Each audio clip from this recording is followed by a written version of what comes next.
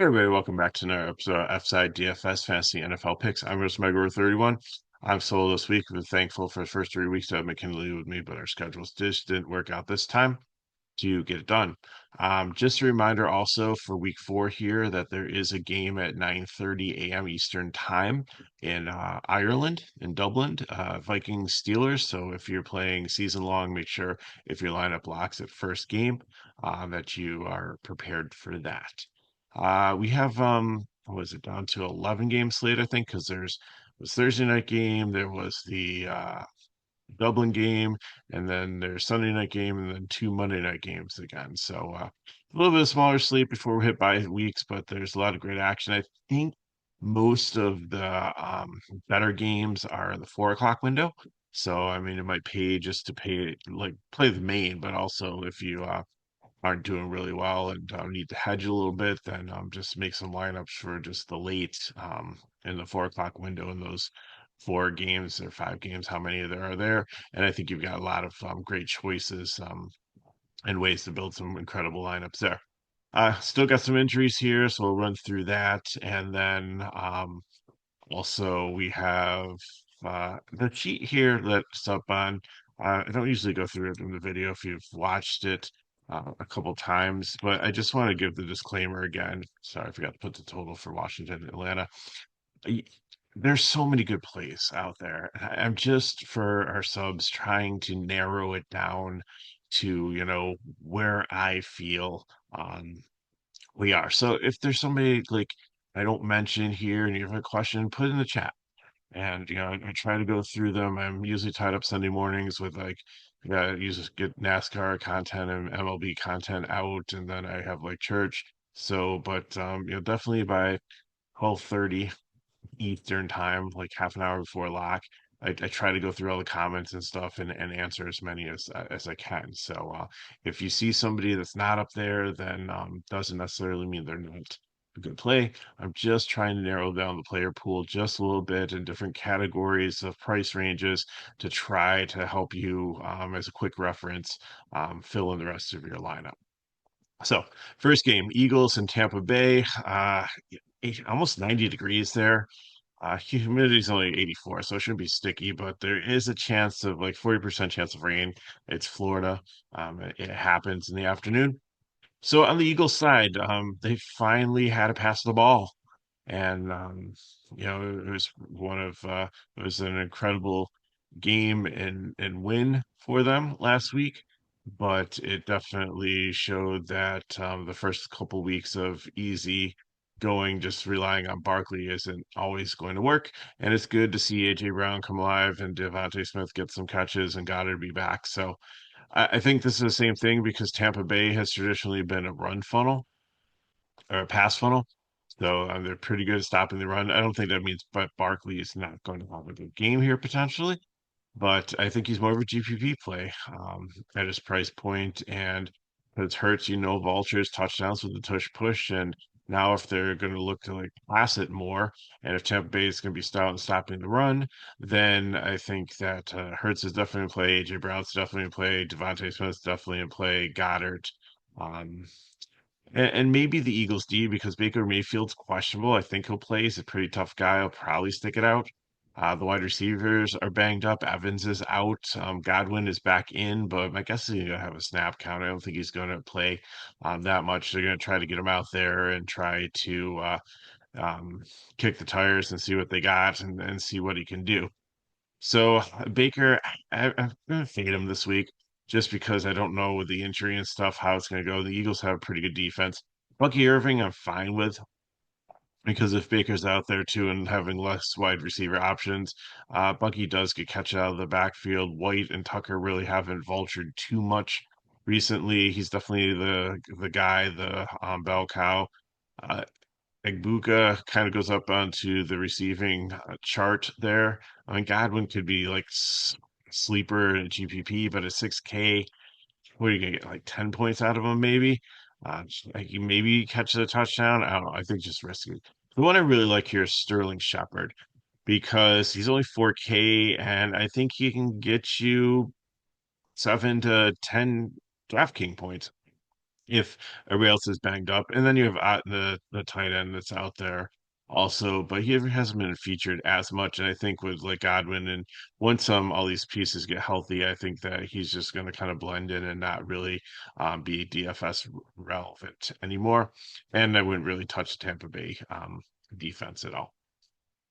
Saints and Bills, huge spread here. Like the total's almost 50, but it's mostly on the Buffalo side. It's 31 and a half to 17. Rattler hasn't been horrible, but I really don't like him in DFS unless you think. But then again, I think about it. Like we all thought the Miami was going to get completely blown out by the Bills, and Miami went there and they kind of surprised them.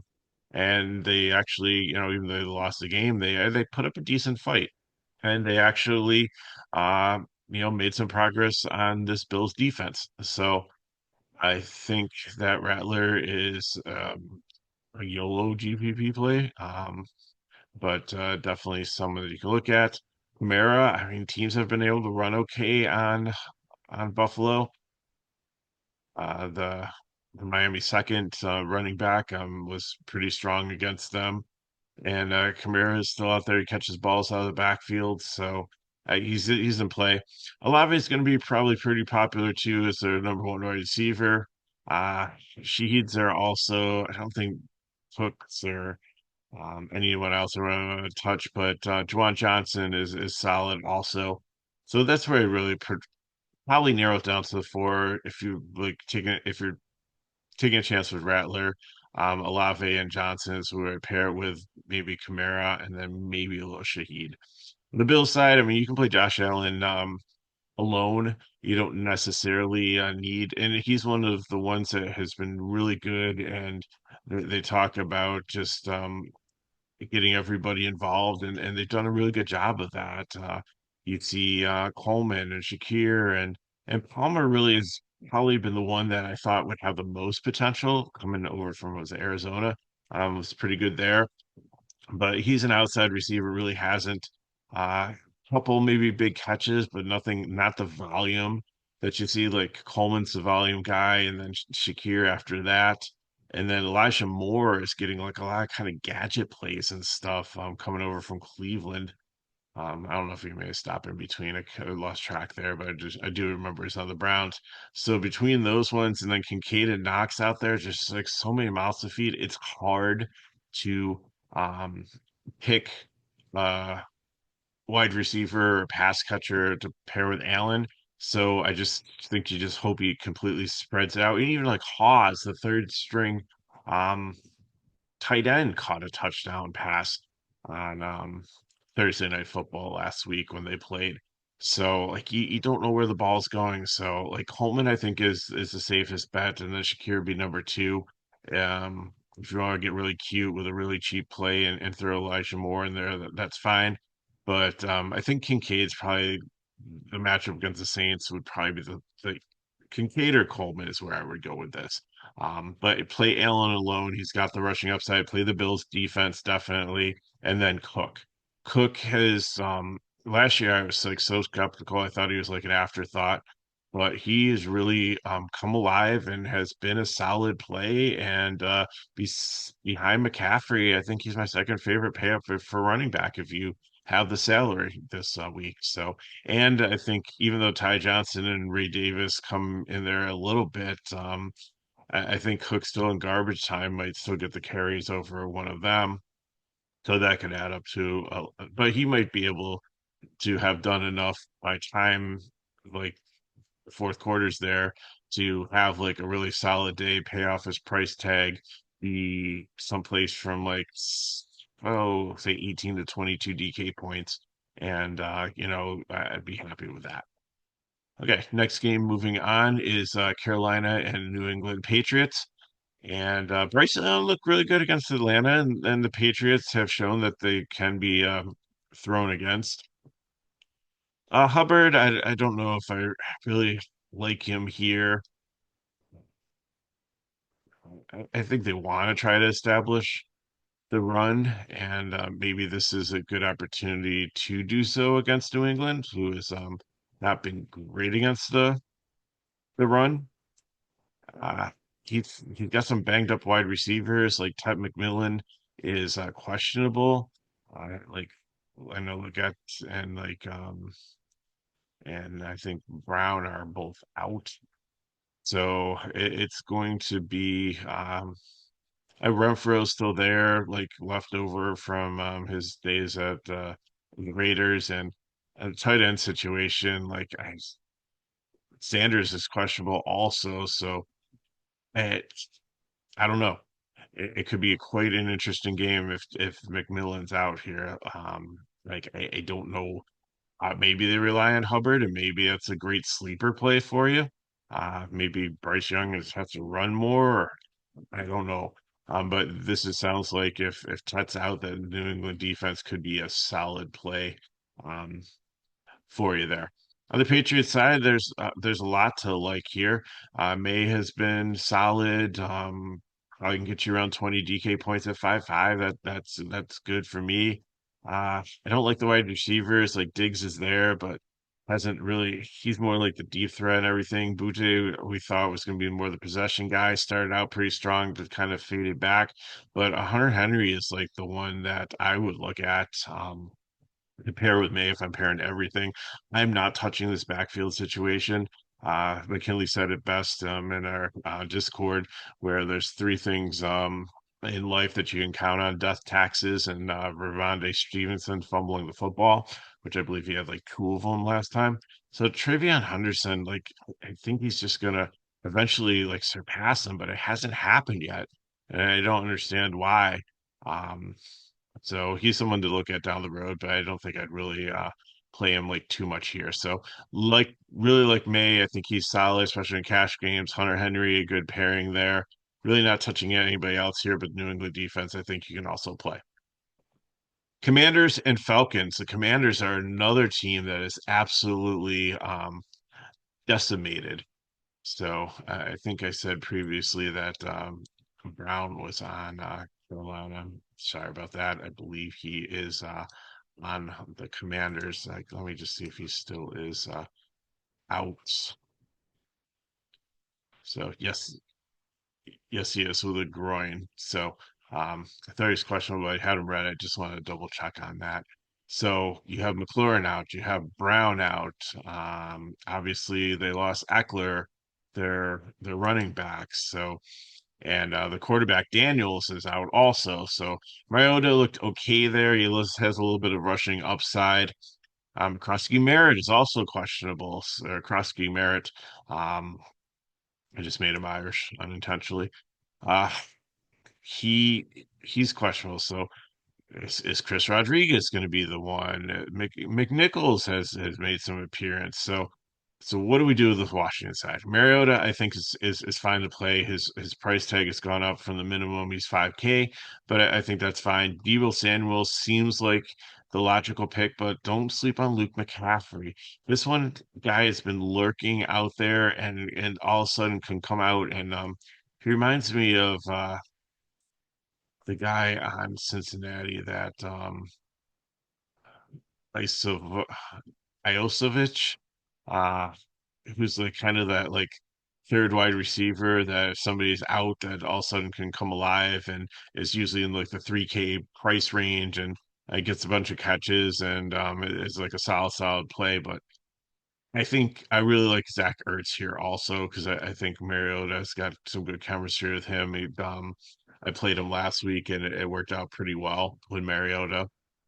So again, if I'm playing this one and the spread's really close, it's like 1.5 points. It's 43.5 total. So I think I would if I'm going like Mariota, Dio Samuels, that'd be my favorite, but Ertz is in play here. If I'm running it back on the Falcon side, I'm not paying Penix.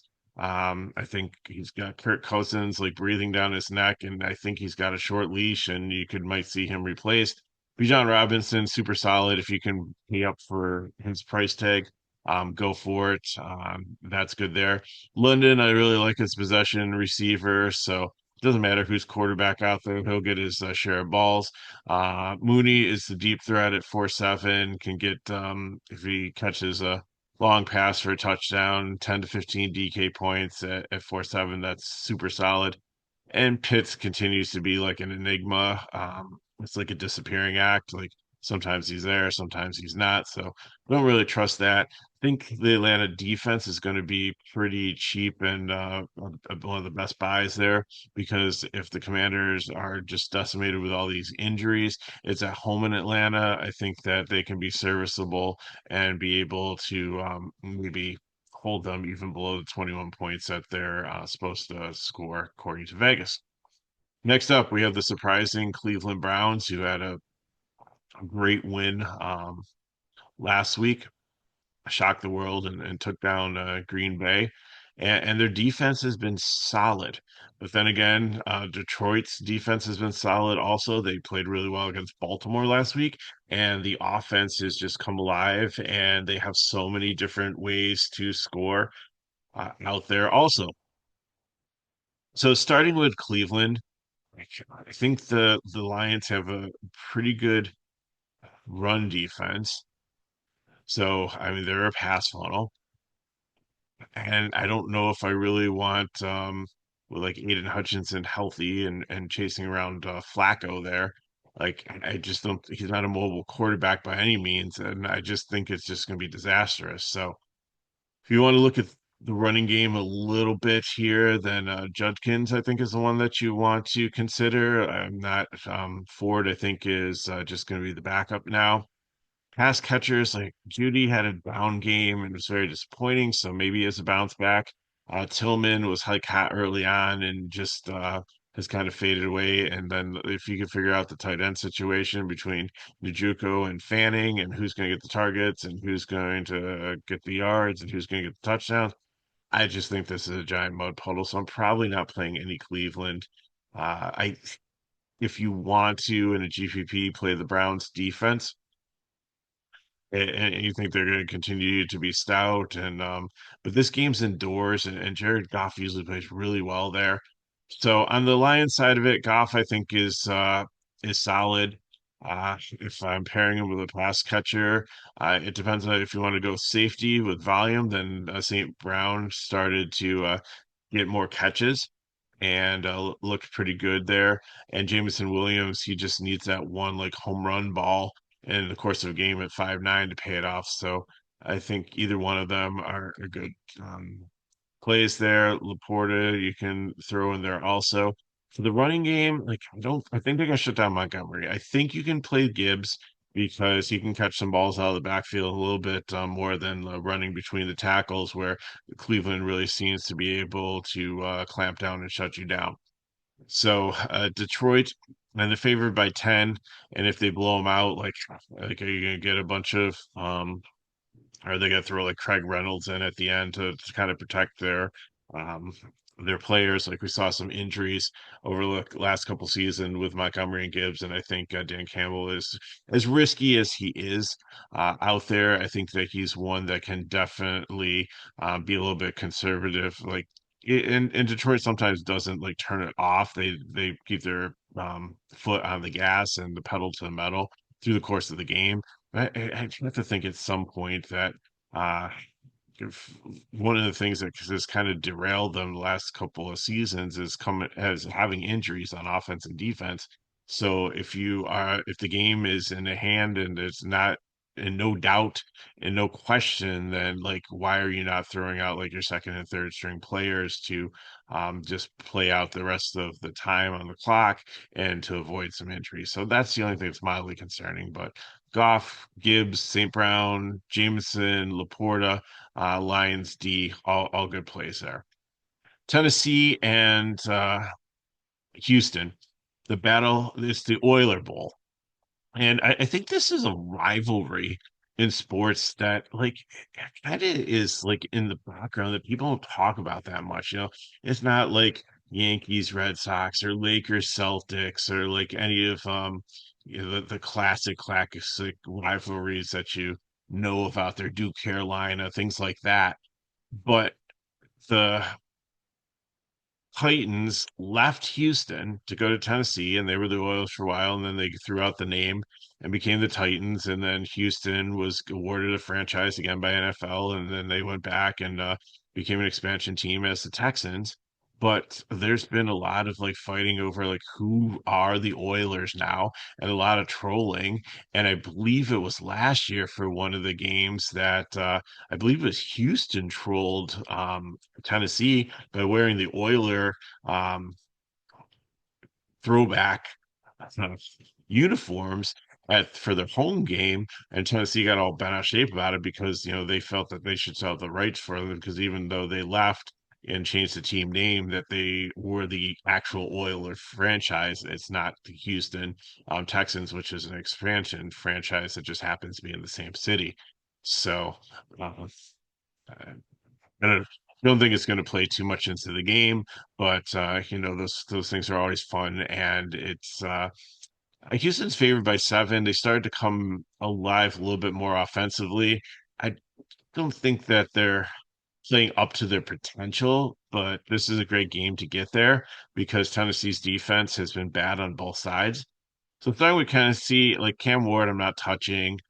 Pollard, I think is solid. Like Houston has they can give up some rushing for like pass catchers like Lockett's like come there, but it's almost like he's sunsetting. He's like really not been a factor. He's only like 3.5. Ridley's like the one there and the tight end Okonkwo. So besides Pollard, I'm not touching the Tennessee team. On the Houston side of it, Stroud, not really enamored with. I'd probably rather play another quarterback unless I'm mass multi-entering. Chubb, I think he makes like Tennessee used to be uh pass funnel. They used to be so stout and so tough against the run. This year, they are one of the worst teams against the run. Now, does it make me feel warm and fuzzy clicking on Nick Chubb and putting him in my lineup? No, but I think Houston as an identity really wants to try to establish the run more. And this is a great opportunity to do it with a running back that I know he's had injuries and stuff, is not the same as he was when he was in Cleveland a couple of years ago and he was an absolute dominant back. But I still think there's a lot of tread on the tire or meat on the bone. So I will be playing Chubb in GPPs. I think that this could be a real sleeper spot. Kirk is back and healthy now, also, so that should help with Collins spread out the field. There's another wide receiver out there, and at 4K, like he get 10 to 12 DK points. Or he's at 4 Kirk. And then Collins, I think, is just solid volume player. Also, Schultz, the tight end, isn't bad either, getting somewhere from like 7 to 10 points at 3-3. So there's some places that you can go there. And then the Texan defense is one of the more expensive ones, but they're against a rookie quarterback and Tennessee team that just can't quite get things going. And they're at home. So I think that's a good investment if you have the money to pay it for them. Next up, we have the Chargers and the New York Giants making the switch at quarterback to Dart. But like, what's his leash? Because Russell Wilson had a bad game, then had a really good game, and then had a bad game. And if Dart goes out there and like, are they like completely 100% sold that this is where they want to go? Or if they go out there and is he, for a couple series, be like, he isn't ready and throw Russell back out there. So I know he's like cheap, minimum price, and a lot of people are going to play him. I'm not saying he's a bad play, and that's just the thing that runs in the back of my mind. The Chargers have been so solid. Herbert makes an excellent quarterback in cash in the mid range. Najee Harris, Achilles injury, non contact. Sad to see that, but Amari and Hampton, that just moves him up to just get more carries. It's not a timeshare anymore. He will be the bell cow back as a rookie. But the thing is like the wide receivers, you have 3 wide receivers that get so much volume. It reminds me of almost like the Three Amigos, if you're that old to remember, where Denver with Elway had like Natil, Johnson, and Jackson out there, or even like when Marino had 3 wide receivers that were like Clayton Duper, and there's another one that were just like really good. And like McConkey McConkey should be like the lead one here, but he's kind of taken a step back because Quentin Johnson has come on really strong, got a lot of volume, and Keenan Allen is getting the targets out there also as he returns to the team and had some rapport with Justin Herbert. So you really can't go bad there. And then throw in the tight ends like Conklin and Gadsden. Who is a really good pass catcher. He's from Syracuse. I know that. I followed him. So you have five guys out there that can really do well catching the ball. So what do you do? Do you play like various lineups and take one or two of them in each lineup and pair them with Herbert, or do you just take Herbert knowing that he's going to spread the ball around, kind of like Josh Allen is, that you'll get it eventually?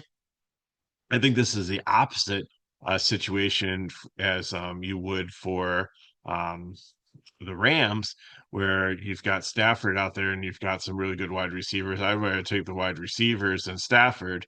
But here, I think you'd rather take the quarterback than try to figure out all the wide receivers or just pick one and stay in that lane and hope that works out for you. On the Giants side of the ball, Tracy's out also, so Scappo will get the start. But looking back at Dart's like college days, he hardly ever threw to the running back. Now, again, this isn't his college team, this isn't his offensive coordinator, and maybe they practice that more in spring training or and maybe being like both like young rookies, they've built a rapport and it will work out.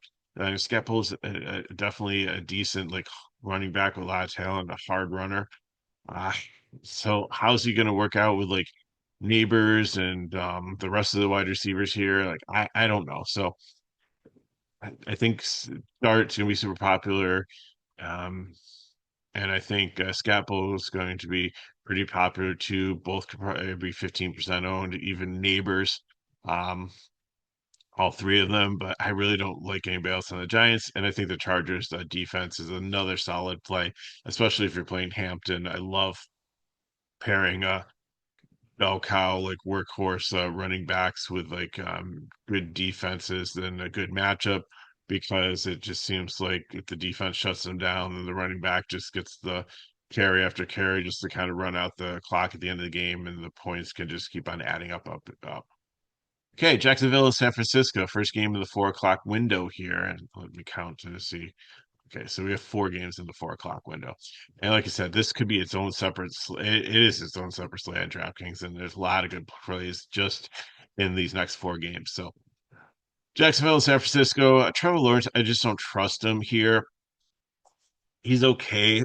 Is one of these days, is he going to completely go off and break the slate?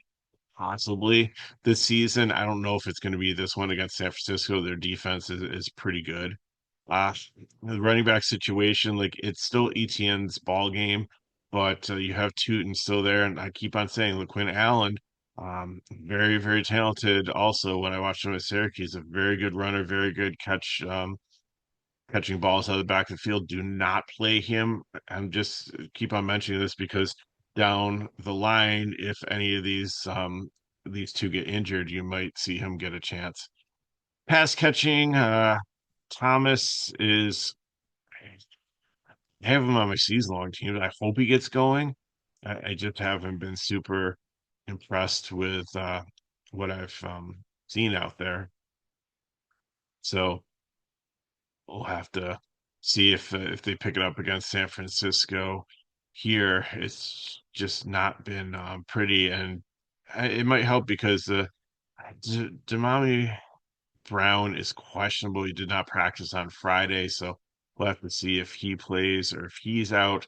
That might open up some more opportunity for Thomas. Like Travis Henry or Travis Hunter is okay. Like the price is at 4.6, like has come down since the first couple weeks. The potential's there, but I think you're still looking at 7 to 9 DK points, maybe 10 to 12 on a good day.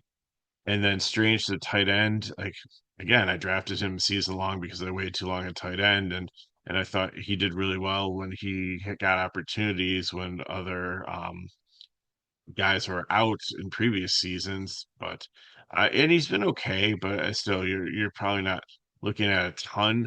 I'm happy if I get 7 to 9 points at 3.2 there. But I'm definitely not like stacking him with like Lawrence or anything on this. I really have no interest in any of the Jacksonville players besides maybe Strange as a punt at tight end. San Francisco Brock Purdy returns. I just don't trust it. Um, I think it's a good game for him to return. It's a home game and it's against Jacksonville, and it's definitely a winnable game. And I think he's going to be the game manager. I don't think he's going to like he's has the turf toe, so I think that might curtail his rushing upside. So I really got to kind of watch that. McCaffrey is probably going to be 40% owned just because the wide receivers are banged up. The Kittle's still out, so like there's really not weapons here. Like Personal should be the number one guy out there, but Jennings is questionable, so see what he has going on here. Actually, like Personal now has a tag on him also. He was limited in Friday practice with a knee. He's questionable for Sunday. Juwan Jennings was had ankle was limited in practice. Is questionable. So I mean, still Ayuk is still out. So like I don't know where they go here. Kendrick Bourne, from former Patriot, or Demarcus Robinson, his like glory days, I think, were with the Rams a couple years ago as their number three wide receiver. So we'll have to see how that plays out. But I mean, can you imagine if like Purcell and Jennings are out, like your top two wide receivers on that team there that is McCaffrey just gonna get like the ball every single time? Or are these like guys that are 3.7 and 3.5 gonna break the slate? I don't know. I don't think Tongues, the tight end, is going to. So keep your eye on that situation. But the thing is, it's a 4 o'clock game, so if you are trying to play any of these, like, or just probably play it like San Francisco defense, I'm fine against Jacksonville if you want to throw that out there. And McCaffrey obviously is bulletproof. Play him in any format if you can afford him. But for the rest of the San Francisco team, I think I would kind of wait to see, and definitely have some flexibility in your lineup to be able to pivot in multiple positions if one of these guys are not out, or if one of these guys are going to be a good value, or just play the 4 o'clock slate. Okay. Game of the week here with almost 50 total, 49.5, 3.5 point spread favoring the Rams at home. Colts, who have had an amazing start to the season, unexpected, and the Rams, who have been solid also, even though they lost the battle against Philly last week. It was a very, very good game and a lot of upside on both sides. So Daniel Jones, like maybe the Giants and their offense was a problem. Maybe he wasn't. He's looking pretty good here. We haven't heard anything about Richardson. Um, and I think he's well and everything. I don't think he's still on the injured report. Let me just pull that up quick and check. But a highly touted rookie, and then all of a sudden, let's see, is he still on the injury report? No, he's good to go. Anthony Richardson is good to go. So, Daniel Jones has just been doing such a good job that we all think that Richardson is still injured because we don't hear anything about him. Um, Jonathan Taylor has been super solid as a running back, and the Rams like definitely. I think he'll continue on there. Probably a great shot at 20, 22 DK points there. Who do you pair him with? You got Pierce out, so Pittman has been the logical target. He's only 5'1", probably get you somewhere in 10 to 13 DK points. I'm good with that. Josh Downs is $1,000 cheaper. His ceiling's probably about 10. And then Warren, the tight end, has been super solid also at 4.6.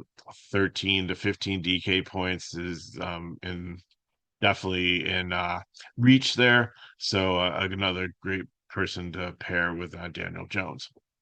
On the Ram side of it, like I said, I don't really like playing Stafford because like I'd rather just play the wide receivers. Kyron Williams is definitely in place, even though Corum, the coach, speaks that he's going to get a bigger role. Until we start seeing it, start seeing really eat into it. And the other thing with Corum is he's not a good pass protector, so it's not like he's even a third down back. Like he'll be out there as a change of pace, but you might see Kyron come back in the third down if they aren't successful in first and second down, and it turns into a passing down. So that really kind of defeats the reason to play Corum. So Nakua, again, like McCaffrey, bulletproof, leads the league, I believe, in targets. So definitely someone that's there. Devontae Evans is banged up with a hamstring. So if he doesn't go, that's going to be even more balls for them. If he's not in there, like, I don't know who I'd go for. I think it's just all going to go to Nakua and Iron. Whittington's there, like maybe Tutu Atwell. He's a veteran. He's been there for a while. He used to be their deep threat. So I keep that name in mind, but I wouldn't touch the tight end situation. Like Higby, I don't really see him getting more like 60K points, like even if Adams is out. So, and I don't know if I play either one of the defenses here. I think this is going to be a pretty strong offensive game. And give me Jones and Taylor and Nakua. And if you want to throw some other pieces in there, I don't absolutely hate that.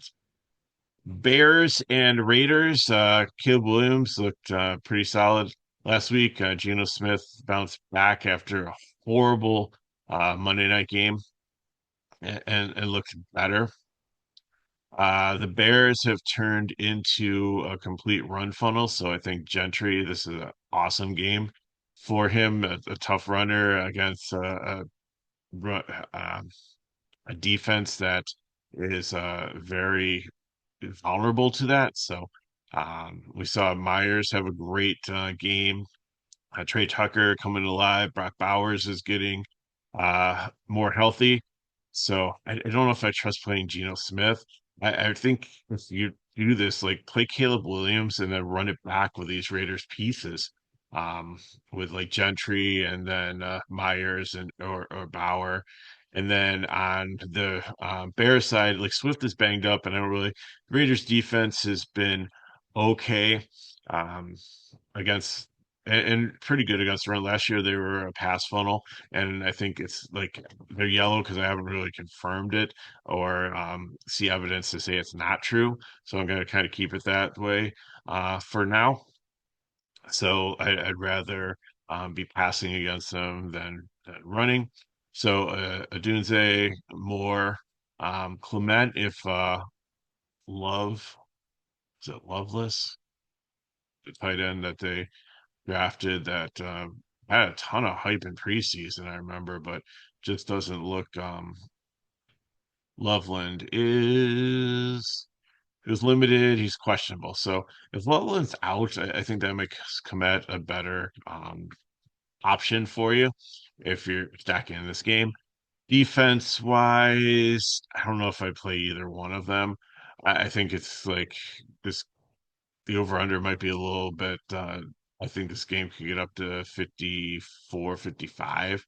So love offensive pieces, like I said, Caleb Williams over Geno Smith, Gentry over Swift, and then Dunze, Myers, Bauer would be wherever I go. If you want to get a little bit cheaper, take Tucker and Comment.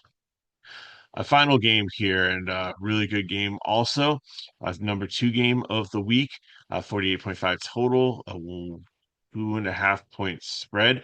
One of these teams is going to be 1-3 at the end of it. It's both of them 1-2. It's the Ravens and the Chiefs. So Baltimore probably could be undefeated if Derrick Henry could hang on to the football.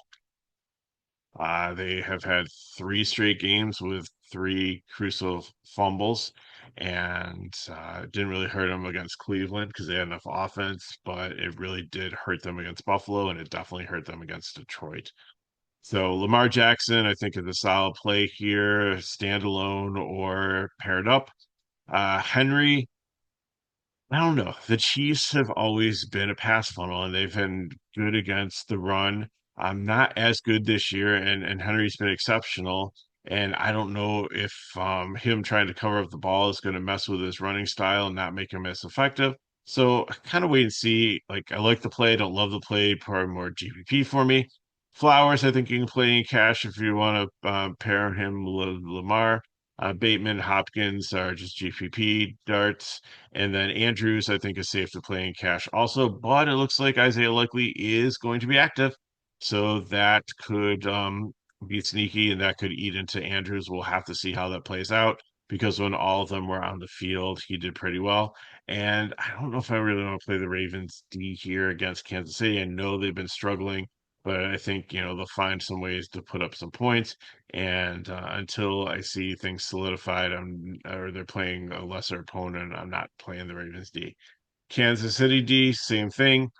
Kansas City, Mahomes, I think you can play in the medium range here. He's only 6K. He still does have the rushing upside. I know he's had some leg injuries, but it's still there. And the Ravens are another team that have been struggling against the run. So I'm not saying fire up Pacheco or Hunt here, but in GPPs, like they're cheap, they're 5 and they're 4.8. If you get the right one, um, then I mean it could be a slate breaker. So that's something to definitely keep into consideration. Now, wide receiver wise, Worthy is back, and but we don't know like how he's going to do with like contact and stuff like that. So at 5'8", I think the projections I see for him are pretty high. I mean, it's not going to be like Godwin where I don't trust him. He's on a snap count. I think he'll be fine, but I think the pain will be his guide. Um, so Thornton is still out there, and then Juju Smith-Schuster will probably take back seat. But my favorite play is Marquise Brown here because even though he's probably fallen down to like wide receiver 4, it's a revenge game. And I think that he will be up for the occasion and probably the maybe turn into like the number one receiver, depending on how the other situation is. And Kelsey's there also, and his price continues to fall down. But it just seems like, and I know it's like, I don't know if it's age, if it's the distraction of Taylor Swift and the wedding and the engagement and everything, but he's definitely not the dominant player he used to be. Like I know he did catch a touchdown in the first game, and it was like I think it was more of a blown coverage. So he's still there. And there's still some tread on the tires, but and the price has definitely come down because I remember when he used to be like 7K. Um, Priced up like with like the some of the top wide receivers just because he was that good and that reliable and I think he's still like Mahomes' guy and he's they're still close and tight and I think you'll still see opportunities there and I think Worthy coming back doesn't diminish that at all but we'll see what happens so breakdown for this game like I said Lamar Mahomes you can play either quarterback uh, Henry GPP Pacheco and Hunt, I'm taking some shots on in GPPs. Really like Flowers. Really like Marquise Brown because Hollywood Brown because I think he's going to have a breakout game against his former team. And Andrews, and Kelsey, I like Kelsey. I think I'm kind of lean more towards just with likely back in the picture. I don't know if that's going to eat into Andrews' target share. So let's look at some builds and get you on the way for your day. So, like I said, I'm taking May as my quarterback, and I'm pairing with Henry the tight end. Hampton from I keep on want to say San Diego, Los Angeles Chargers, and I want their defense. I think it's a great matchup. I think Hampton being the bell cow there is going to be good. And they're going to be Scatterbo. I think he's cheap, and I think he'll have like a lot of opportunities to run and hopefully catch the ball, even though Dart didn't throw too much to running backs in college. Maybe it's changed here. And then give me Myers from the Raiders. This gives you plenty of salary if you want to try to get a Kuko and or you can also put McCaffrey in your flex and go balance with the two wide receivers, or you can go Nakua and then you know figure out the go a little bit balanced with the wide receiver and flex position there. For GPP, Gilly, Lamar, and it's like the last game, like what I said. So give me Hollywood Brown to run it back with and Flowers, and I'm gonna take a shot on Chubb. I know it doesn't feel good to have him out there as like a running back, but I really like this opportunity for him to go against the Texans defense, and they're not Texans. He played for the Texans, the Tennessee defense, and really put up some big numbers. Ertz, I think with all the wide receivers missing, I think he capitalizes pretty well. And then I'm going to swing for the fences and go for the Cleveland defense. They have just looked really good. They have turnovers, and I think I know Detroit is at home, and they've just like put up a ton of points against Baltimore. But I think that like look at your Green Bay, they were putting up a ton of points and they ran into Cleveland. I think this Cleveland defense is for real. And it's a GPP, and that's where I go there. So if you want to change that, that's fine and play the rest of the line. It's up to you. That's great. You can also throw like the Houston defense there over Cleveland, and that makes sense because it correlates with Chubb. And if he runs all over them, and then they shut down the Titans, um, then it makes sense because the defense did its job, and then Chubb gets the garbage time points. So that's what I got for you. I know it's been a long one and a lot of information. So if you have any questions, put in the chat below. Like I said earlier in the video, if you want more information outside DFS, go to the description of the video. Our pricing page is there. You can get in and play for $6 tomorrow. Every single sport we have. Charlie will have soccer in the morning and all day long. Any soccer slate Charlie covers. He covers everything and does a masterful job at it. We have the last day of MLB regular season. There's a lot of pennant races still and money we made there. NASCAR is going, Ryder Cup final. So if people are still following along that, last time I checked, I think the U.S. was getting just absolutely destroyed, but there's still money being made in DFS. And then, of course, we have football. So we will be covering the showdown slate for um, London, London, Dublin. We will have the main slate information out there, and we'll cover Sunday Night Football, which is another incredible game with Dallas and Green Bay. So all for $6 a day. We can have that for you. So just go in and you get to your pricing page, and you can sign up there and get into our Discord and get all those cores and lineups and help for you. So thanks for watching this video. Help us back. Like, subscribe to our channel, and share with your friends. And I will see if I can get in a Monday or Thursday um, video this week. If not, I will be back next week, and I'll see if I can get McKinley or another friend to help um, co-host it with me. So thanks for watching. Good luck in your contest. Hope you have an amazing weekend, and I'll see you next time.